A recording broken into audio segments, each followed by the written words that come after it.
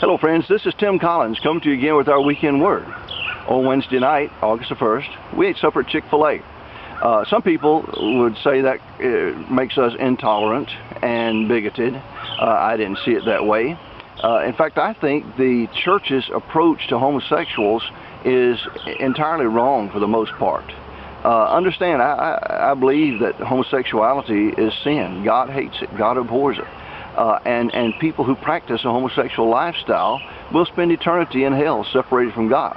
However, I also believe that church member that's standing outside the restaurant with this big sign that says God hates fags will be in hell right alongside that homosexual for no other reason than because he's using God's name in vain. You see, sin is sin. If you look at the Sodom and Gomorrah, a lot of people feel like that the cities of Sodom and Gomorrah were destroyed in Genesis chapter 19 because of their rampant homosexuality. And I think that's based entirely upon the incident in Genesis 19 when the angels came for Lot and his family. However, Ezekiel specifies 5 sins of Sodom, perhaps 6, depending on how you count. Ezekiel 16:49 and 50 says, "Now this was the sin of your sister Sodom. She and her daughters were arrogant, overfed and unconcerned. They did not help the poor and needy. They were haughty and did detestable things before me.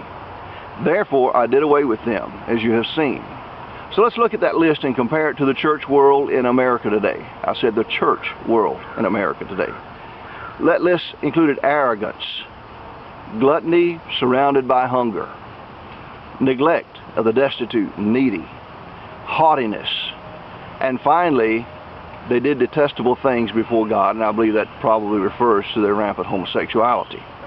That list describes the church in America today. Arrogance, gluttony when surrounded by hunger, neglect of the destitute and needy, haughtiness.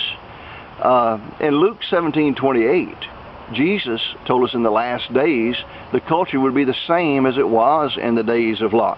He said it was the same in the days of Lot. People were eating and drinking, buying and selling, planting and building. And what I want you to notice about that is that Jesus focused on their intemperance, not their homosexuality.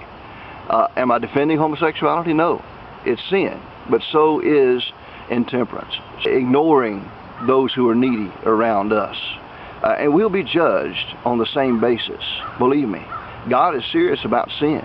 And sin is so rampant in the church today. In fact, that list of sins that are listed in Ezekiel are just pervasive in the church today. Let's not even talk about covetousness, the 10th commandment, which is preached as a virtue by some people. We've got a lot of problems in the church, and we need to focus on getting right to meet Jesus. You see, that verse I read in Luke 17:28 said it would be in the days of Lot like it was in the last days. Well, if our culture looks like the days of Lot and the days of Sodom and Gomorrah, it tells me that we live in the last days. We live in the last days. It's time to get ready for the rapture, church.